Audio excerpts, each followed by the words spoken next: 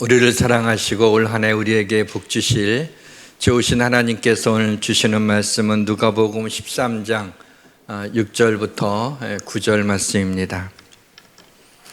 신약성경 118페이지 누가복음 13장 6절부터 9절까지 교독하시겠습니다. 먼저 읽겠습니다. 이에 비유로 말씀하시되 한 사람이 포도원에 무화과 나무를 심은 것이 있더니 와서 그 열매를 구하였으나 얻지 못한지라.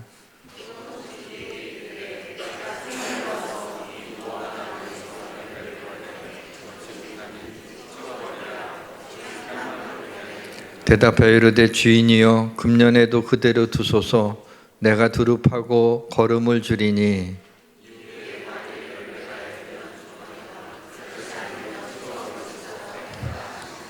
아멘. 올해가 무슨 해인 줄 아십니까? 여러분의 해입니다. 우리는 한 해가 시작이 되면 우리의 소원만 생각하지 한 해 동안 하나님이 기뻐하시는 열매를 맺어 하나님 앞에 내어놓는 것에 대해서는 그리 깊이 생각하지를 않습니다. 오늘 말씀은 예수님의 짧은 비유입니다. 한 사람이 포도원에 무화과 나무를 심고 와서 열매를 구했지만은 얻지를 못했습니다. 이 사람이 포도원지기에게 말합니다. 내가 3년이나 와서 이 무화과 나무에서 열매를 구했으나 얻지 못했으니 찍어버리라. 어찌 땅만 버리겠느냐. 그러자 포도원지기가 말합니다. 주인이여 금년에도 그대로 두소서. 내가 두릅하고 거름을 주리니 이후에 만일 열매가 열면 좋거니와 그렇지 않으면 찍어버리소서. 여기에 이 주인은 하나님이시고요, 포도원지기는 예수님이시고, 그리고 무화과 나무는 저와 여러분입니다. 이 짧은 이야기가 임팩트 있는 이유는 하나님이 매년 계속해서 무화과 나무를 찾아오신다는 것입니다. 그리고 우리에게는 아직 기회가 있다는 거죠. 포도원지기가 금년에도 그대로 두소서 하면서 기회를 주셨습니다.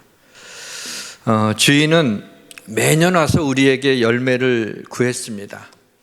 근데 우리는 열매를 맺지 못했습니다. 열매 맺지 못한 이유와 핑계는 다양합니다. 코로나 때문에 너무 삶이 힘들어서 하나님이 기뻐하시는 열매를 맺지 못했습니다. 지난해에는 경제 사정이 너무나 안 좋아서 제가 걱정하느라고 그만 열매를 맺지 못했습니다. 지난해에는 개인적으로 너무 힘든 일이 있어서 제가 성령의 열매를 맺지 못했습니다. 하나님이 우리를 심으신 토양은 우리가 직접 선택하지 않습니다. 하지만 하나님이 어느 특정한 토양에 여러분을 심으셨다면 바로 그 토양이 여러분에게 필요하다고 생각하셨기 때문입니다. 내가 심겨진 땅이 옥토인지는 모르겠습니다. 쉬운 인생이 아닐 수 있습니다. 삶의 문제와 고통이 있을 수 있습니다. 올 한 해에도 이런저런 어려움과 도전이 있을 수 있습니다. 그러나 토양이 문제가 아니라 그 토양에 대한 나무의 반응이 문제입니다. 우리 삶의 고통과 문제와 어려움이 우리로 하여금 열매를 맺지 못하게는 못합니다. 쉽지 않지만 척박한 토양에서도 열매를 맺을 수 있습니다. 강화도 포도처럼 바닷바람을 맞으며 힘들게 맺어지는 포도 열매가 당도가 더 높습니다. 하나님은 여러분이 심겨진 그곳에서 여러분이 성령의 열매를 맺기를 기대하십니다. 그곳에서 번성하고 아름다운 꽃을 피우기를 기대하십니다. 매년 주인은 우리를 찾아와서 얼마나 열매를 맺었는지를 확인하십니다. 이때 주인이 우리에게서 핑계와 불평을 기대하지 않습니다. 힘들다고 징징대는 것을 기대하지 않습니다. 믿음을 겨우 붙들고 있는 마르고 연약해진 그 나무를 기대하지 않습니다. 믿음의 뿌리는 살아있지만 성령의 열매를 맺지 못하는 나무를 기대하지 않으십니다. 어쩌면 우리는 벌써 찍어버려야 할 나무인지 모르겠습니다. 자리만 차지하고 땅만 버리게 하는 나무인지 모르겠습니다. 감사한 것은 우리의 중보자 되시는 예수님이 하나님께 금년에도 기회를 달라고 요청하시고 하나님이 우리에게 기회를 주셨다는 겁니다. 본문 8절에 주인이여 금년에도 그대로 두소서. 저는 여기에서 금년에는 이라고 이야기하지 않고 금년에도 라고 말씀하신 것에 주목합니다. 금년에도 라고 하는 건 작년에도 그랬다는 겁니다. 내년에도 그럴 수 있다는 겁니다. 아마 매년 기회를 우리에게 주실 것 같습니다. 그 어느 날 우리가 정말 하나님 앞에 서는 날까지 매년 하나님은 우리에게 기회를 주실 것입니다. 여러분 이것을 아십니까? 우리가 맞이한 오늘은 어제 죽어간 어떤 사람에게는 그토록 간절했던 날이라는 것을 말입니다. 올해는 우리의 해입니다. 올해는 핑계대지 말고 하나님의 기뻐하시는 열매를 맺읍시다. 성령의 열매를 맺읍시다. 내 인생에 가장 하나님을 기쁘시게 한 해로 기억되기를 그렇게 애쓰십시다.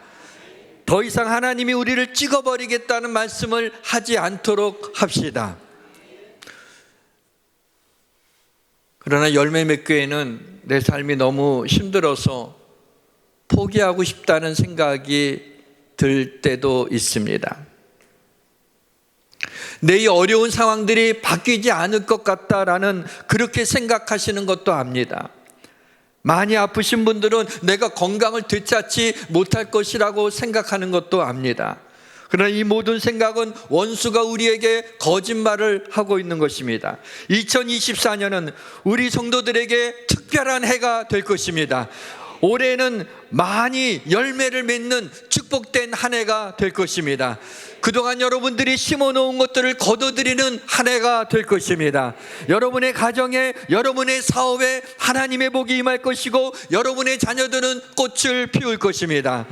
여러분의 밭을 주관하시는 이는 하나님, 우리 주님이시기 때문입니다. 오늘은 올 한 해 나에게 주님이 행하실 일을 생각해 보려고 합니다. 포도원지기이신 주님이 열매를 맺게 하기 위하여 우리에게 두 가지 일을 행하신다고 말씀하고 있습니다. 본문 8절입니다. 내가 두루 파고 거름을 줄이니 그랬어요. 이 시간에 바람 같은 성령님의 운행하는 소리가 들리고 불길이 갈라지는 성령의 임재하심이 느껴지는 시간이 되기를 주님의 이름으로 축원합니다. 모든 것이 잘 될 것입니다. 주님이 우리로 하여금 열매 맺게 하시기 위해서 하실 일은 첫째로 두루 파시겠다는 것입니다. 두루 판다는 것은 너의 마음을 바꿔버리겠다는 겁니다. 너의 마음을 뒤집어 버리겠다는 얘기입니다. 우리의 마음은 주님이 두루 파실 만큼, 주님이 그렇게 파셔야 될 만큼, 두루두루 파셔야 될 만큼 그렇게 광범위하게 그렇게 많이 우리의 마음이 굳어져 있습니다. 죄로 인하여, 믿음이 없음으로 인하여, 근심과 염려로 인하여, 고집과 교만으로 인하여, 고통과 욕심으로 인하여, 탐심으로 인하여, 상처로 인하여 우리의 마음이 많이 굳어져 있습니다. 이 굳어진 땅, 이 묵은 땅을 기경해야 됩니다. 너희가 자기를 위하여 공의를 심고 인애를 거두라. 너희 묵은 땅을 기경하라. 지금 이곳 여호와를 찾을 때니 마침내 여호와께서 와서 공의를 비처럼 너희에게 내리시리라 그랬습니다. 우리의 마음 가죽을 배워야 됩니다. 여호와께서 유다와 예루살렘 사람에게 이와 같이 이르노라. 너희 묵은 땅을 갈고 가시덤불에 파종하지 말라. 유다인과 예루살렘 주민들아, 너희는 스스로 할례를 행하여 너희 마음 가죽을 베고 나 여호와께 속하라 그랬습니다. 묵은 땅은 한때 열매를 많이 맺었던 땅입니다. 한때에는 사랑과 실학과 화평과 인내와 자비와 양성과 충성과 온유와 절제, 성령의 열매를 맺었던 땅이었습니다. 그러나 이제는 삶에 대한 걱정으로 인하여 우리의 마음이 딱딱해져 버리고 말았습니다. 한때는 열심히 기도 생활을 했습니다. 한때는 하나님을 뜨겁게 사랑했습니다. 한때는 말씀을 들을 때마다 은혜를 받았습니다. 한때는 교회를 섬기는 데 열정이 있었지만 지금은 그러한 열심이 다 사라지고 마음이 굳어졌습니다. 오히려 죄 짓는 습관에 빠지게 되고 하나님이 기뻐하지 않는 일에 중독이 되었습니다. 어떻게 묵은 땅을 기경하라는 것입니까? 회개하라는 겁니다. 본문 7절과 8절에 있는 행간의 의미를 찾으셔야 됩니다. 찍어버리라 어찌 땅만 버리게 하겠느냐? 대답하여 이르되 주인이여 금년에도 그대로 두소서. 자, 찍어버리라고, 열매를 맺지 못하는 거니까 필요 없는 나무라고, 그리고 땅만 버리게 하는 나무, 쓸데없이 이 자리를 차지하고 있을 이 나무가 필요 없다고 했더니 주님께서 청지기가 포도원지기가 주인이여 금년에도 그대로 두소서. 그러면은 찍어버리는 것과 금년에 그대로 두어달라고 하는 그 생간의 사이에 무엇이 담겨져 있습니까? 그것은 바로 회개하라는 것입니다. 열매 맺지 못하는 것을 당연한 것으로 생각하지 말고 회개하라는 것입니다. 본문 6절에 보시게 되면 이에 비유로 말씀하실 때 이렇게 시작이 되죠. 이 비유를 말씀하신 이유가 바로 전 단락인 이 누가복음 1장 13절에서 5절까지 그 이유가 나옵니다. 그리고 이 비유를 얘기하신 거예요. 자, 마지막 5절만 보게 되면 너희에게 이르노니 아니라 너희도 만일 회개하지 아니하면 다 이와 같이 망하리라. 그러면서 이의 비유로 말씀하실 때 회개하라는 말씀을 하시고 비유로 하신 말씀이 오늘 본문인 것입니다. 하나님의 나라와 의가 우선순위가 아니라 돈과 건강과 자녀가 우선순위가 되면은 우리는 성령의 열매를, 하나님이 기뻐하시는 열매를 맺지를 못합니다. 하나님이 퍼스트가 되지 않아도 많은 물질을 소유할 수 있습니다. 그러나 그렇게 얻어진 물질은 때로는 죄를 짓는 데 사용하게 되고, 때로는 자녀들이 그 많은 물질 때문에 다투게 되고, 때로는 교만에 빠지게 합니다. 그러나 하나님이 퍼스트가 돼서 하나님이 물질을 축복하시면 하나님은 큰 물질을 우리에게 베풀어 주십니다. 그 물질은 근심이 없는 물질이 되며 물질이 우상이 아니라 하나님의 축복이 되는 것입니다. 하나님이 퍼스트가 되지 않아도 얼마든지 음식을 조절하고 적당히 운동을 하게 되면 건강한 몸을 유지할 수가 있습니다. 그러나 아무리 건강하다 하더라도, 미스터 코리아라 하더라도 하나님이 한번 그 몸을 치시면 아무것도 아닙니다. 건강할 때 하나님의 영광을 위하여 쓰임받을 수 있어야 합니다. 하루하루 호흡하는 데 불편함이 없이 건강하게 지내는 것으로 인하여서 모든 일에 감사하며 하나님을 찬양하는 삶을 사는 것이 축복된 삶인 것입니다. 하나님이 퍼스트가 되지 않아도 얼마든지 자녀가 원하는 대학에 들어갈 수 있고, 좋은 배우자도 만날 수 있고, 또 좋은 잡도 가질 수 있습니다. 그러나 긴 호흡으로 볼 때 그러한 모든 것들이 다 있다 할지라도 자녀가 하나님을 떠나게 된다면 그것은 하나님의 축복이라고 볼 수 없습니다. 자녀들에게 신앙의 유산을 물려주는 것이 가장 중요한 부모의 역할임을 알고, 믿음이 절대로 이 믿음만큼은 타협할 수 없는 절대적 가치임을 알려주고, 자녀들이 믿음에서 떠나지 않도록 어려서부터 기도해주고 그를 위하여 권면하셔야 됩니다. 하나님이 자녀들의 앞길을 인도하시고 축복하지 않으시면 자녀들의 삶이 축복의 삶이라고 말하기 어려울 것입니다. 왜냐하면 하나님이 내 자녀들을 사랑해 주시는 것보다 더 사랑해 주는 사람은 없기 때문입니다. 하나님이 내 자녀들을 믿어주시는 것보다 더 믿어주는 사람은 없기 때문입니다. 하나님이 내 자녀의 인생길을 인도하시는 것보다 내 자녀의 인생길을 더 잘 인도할 사람은 없기 때문입니다. 하나님은 산에다가 금을 주셨습니다. 금을 얻기 위해서는 끈기를 가지고 산을 깊게 파야 됩니다. 오래 깊게 파지 않으면 아무런 변화도 일어나지 않을 것입니다. 주님이 우리를 위하여 두루 파시지만 내가 할 수 있는 일은 내가 해야 됩니다. 하나님은 내가 할 수 없는 일을 하실 것입니다.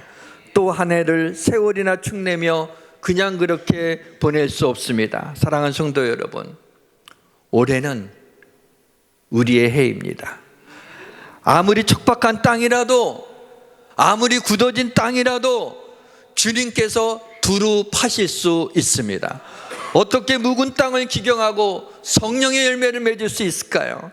또 새 영을 너희 속에 두고 새 마음을 너희에게 주되 너희 육신에서 굳은 마음을 제거하고 부드러운 마음을 줄 것이요.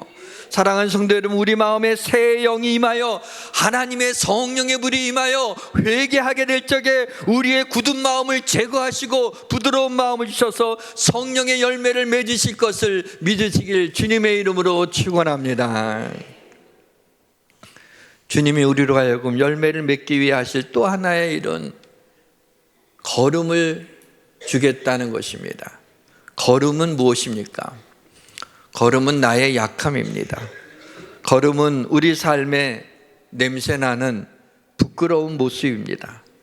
하나님은 우리의 부끄러움으로 우리를 부끄럽게 하지 않으십니다. 하나님은 우리의 약함을 걸음으로 삼으십니다. 하나님은 우리가 겪은 모든 일을 걸음으로 사용하시는 분입니다. 우리의 무너진 삶, 낭비한 시간들, 때론 죄를 지었던 그 모든 것들을, 그 더러운 것들을 걸음으로 삼아 열매를 맺게 하시는 분입니다. 하나님은 우리의 삶의 모든 일들을 합력해서 선을 이루게 하시는 분이십니다. 내게 고난이 없었더라면 오늘의 내가 있지 않을 것입니다. 그러한 고난이 나를 겸손하게 했고 하나님을 의지하게 했고 하나님만이 나의 소망임을 고백하게 한 것입니다. 이러한 걸음이 나무에 뿌려지게 될 적에 열매를 잘 맺게 되는 것입니다. 예수양교회가 그저 그런 교회가 되기를 원치 않습니다. 예수양교회 성도들이 그저 그런 성도가 되는 것을 원치 않습니다. 예수양교회가 있어도 그만 없어도 그만인 교회가 되기를 원치 않습니다. 예수양교회가 끊임없이 성령의 불로 활활 타오르는 교회가 되기를 원합니다. 120명의 제자들이 주님의 명령대로 아버지의 약속하신 성령의 임재를 구하면서 오직 기도에 힘쓰게 될 적에 호련히 하늘로부터 급하고 강한 바람 같은 소리가 있어 그들의 앉은 집에 가득하게 되고 이와 같이 불의 혀같이 갈라지는 것이 그들에게 보여 각 사람 위에 하나씩 임하여 그들이 다 성령의 충만함을 입은 것처럼 그 불길은 성령의 임재하심이 우리 모든 성도들에게 임하시기를 주의 이름으로 축원합니다. 베드로가 말씀을 전할 때 한날에 3,000명이 하나님 앞에 돌아왔듯이 복음으로 인하여 우리 교회와 한국교회에 이러한 부흥이 일어나기를 원합니다. 베드로와 요한이 성전 미문 앞에 앉아있던 나면서 걷지 못하는 이를 향하여 은과 금은 내게 없거냐 내게 있는 것으로 내게 주노니 이런 나사렛 예수의 이름을 명하노니 일어나 걸으라 라고 오른손을 잡아 일으켰을 때 발과 발목에 힘을 얻고 뛰어 서서 걸으며 그들과 함께 성전에 들어가면서 걷기도 뛰기도 하며 하나님을 찬양하는 기적이 일어났습니다. 예수님의 이름으로 이곳에 이와 같은 기적이 일어나기를 주의 이름으로 축원합니다. 벼룩을 유리병에다가 놓고 뚜껑을 닫아 놓으면 이 벼룩은 높이뛰기 선수잖아요. 거기 있으면은 거기를 이제 벗어나려고 높이 힘껏 뜁니다. 그는 꽝 하면은 그 뚜껑에 자기 머리, 벼룩도 머리가 있을 거 아니에요. 그렇죠? 꽝 부딪히면은 암만 작은 머리라도 이제 충격이죠. 아프네 하고 그래도 또 탈출해야 되니까 자기 할 수 있는 그 재능이 뛰는 거니까 또 팍 뜁니다. 그러면 더 세게 뛰면 머리가 더 아픈 거야. 그래서 한 서너 번 이렇게 뛰다 보면 이제 벼룩은 뛰어봤자 벼룩이다 말이죠. 그래서 그 뛰지를 못하고 그냥 이렇게 그냥 제자리에서 이렇게 살짝 뛴단 말이에요. 그러다가 뚜껑을 열어놔요. 그러니 벼룩이 뚜껑이 열어진 줄 알았으면 팍 갈 텐데 그걸 모르고 그 자리에서 벼룩답지 않게 이렇게 뛴단 말이죠. 왜 그렇죠? 이전에 경험한 것에 사로잡혀 있기 때문에 그래요. 이전에 뚜껑에 머리를 부딪히는 아픈 기억이 있기 때문에 뛰지를 못하는 거예요. 교회가 비전이 아닌 기억을 따라가면 안 됩니다. 지난 한 해 동안에 여러분에게 아팠던 기억도 있고 힘들었던 기억도 있고 괴로웠던 기억도 있을 거예요. 올해 또 그게 반복되리라고 생각하시면 안 돼요. 올해는 여러분의 해입니다. 하나님이 특별한 축복을 주실 것입니다. 그래서 그 기억에 의존하지 말고 하나님의 말씀을 비전으로 삼고 우리가 다시 뛰어야 됩니다. 올 한 해 아무리 힘든 일이 있어도 낙심하지 마시길 바랍니다. 본문 8절 하반절을 다시 보세요. 내가 두릅하고 거름을 주리니. 자, 열매를 맺기 위해서 누가 두릅하고 거름을 주겠다는 거예요? 주님이. 내가 두릅하겠다. 주님이 하시겠다는 겁니다. 주님이 두릅하시고 거름을 주시겠다는 겁니다. 지난해에는 뚜껑에 머리가 부딪혀서 아팠더라도 아픈 기억을 떠올리지 마시고 올해는 말씀으로 비전을 품고 뚜껑이 없는 것처럼 다시 힘차게 여러분이 뛰어오르게 되면 하나님이 상상치 못할 은혜를 주실 것입니다. 하나님이 여러분이 생각지 못할 축복을 주실 것을 믿으시기를 바랍니다. 하나님이 새 일을 행하실 것입니다. 올해는 여러분의 해입니다. 너희는 이전 일을 기억하지 말며 옛날 일을 생각하지 말라. 보라, 내가 새 일을 행하리니 이제 나타날 것이라. 너희가 그것을 알지 못하느냐. 반드시 내가 광야의 길을, 사막의 길을 내리니. 그랬어요. 우리 하나님이 어떤 분이세요? 광야라고 하는 건 길이 없는 곳입니다. 그래서 광야라고 합니다. 광야의 길을 내시는 분이 하나님이십니다. 사막은 비가 내리지 않는 곳입니다. 물이 없는 곳입니다. 그러나 사막에다 강을 내시는 분이 하나님이십니다. 하물며 여러분의 인생 가운데 올 한 해 동안에 여러분에게 하나님이 은혜를 베푸시고 축복하신다면 사막에 강을 내는 것과 같은 엄청난 하나님의 축복과 은혜가 임하지 않겠습니까? 그렇게 능히 하실 일을 믿으시길 바랍니다. 사랑하는 성도 여러분, 하나님은 무엇이든지 할 수 있다는 것을 진짜 한번 믿어보시는 것은 어떻겠습니까? 말씀의 문을 닫고자 합니다. 저는 개척교회를 하는 목사님들에게 많은 관심을 가지고 있습니다. 오늘 축도해 줄 우리 이성관 목사님, 또 청지기 수련회 목사님도 이 교회 개척 훈련에서 같이 이렇게 하면서 물론 동기이기도 하지만은 그렇게 같이 친하게 됐습니다. 교회를 개척하는 목사님들 가운데 교회를 개척해도 자립하기가 힘들다며 시작부터 걱정을 하는 분들이 있습니다. 막 그거 시작할 때는 마치 결혼 처음 하는 것처럼 막 가슴이 두근거리고 막 그 새로운 사업을 시작하는 것처럼 기대와 희망을 품어야 되는데 교회를 개척할 때는 어떡하나 하고 걱정하면서 해요. 지금 한국 교회가 너무나 어렵고 교회를 개척해봤자 10%도 안 되게 교회가 자립할 수 없다고 체념 섞인 말을 하는 분들이 있습니다. 그런가 하면 처음에는 사명과 믿음을 가지고 교회를 개척하고 열심히 사역하지만 2, 3년 동안 열매가 없으면 그만 낙심하는 분들이 있습니다. 하나님이 교회 개척의 사명을 주셨다면 그 사명을 이루시는 이도 하나님이십니다. 주님의 교회예요. 주님이 세우시면 주님이 성장시키는 겁니다. 목사는 다만 하나님의 뜻을 찾으면서 하나님이 교회를 성장시켜 주실 것을 믿는 믿음으로 지치지 않고 끝까지 하나님의 열심으로 목회를 하다 보게 되면 어느 순간 하나님이 은혜를 베푸시는 카이로스의 의미 있는 시간을 맞이하게 될 것입니다. 어차피 교회는 목사 개인기로 성장하는 것이 아니라 하나님의 은혜로 성장하는 것입니다. 목회를 시작하는 한국의 모든 교육자들이 유리병의 벼룩이 아니라 아프리카 평원의 사자처럼 달려가는 우리 교육자들이 되어서 한국교회에 큰 부흥이 일어나기를 주의 이름으로 축원합니다.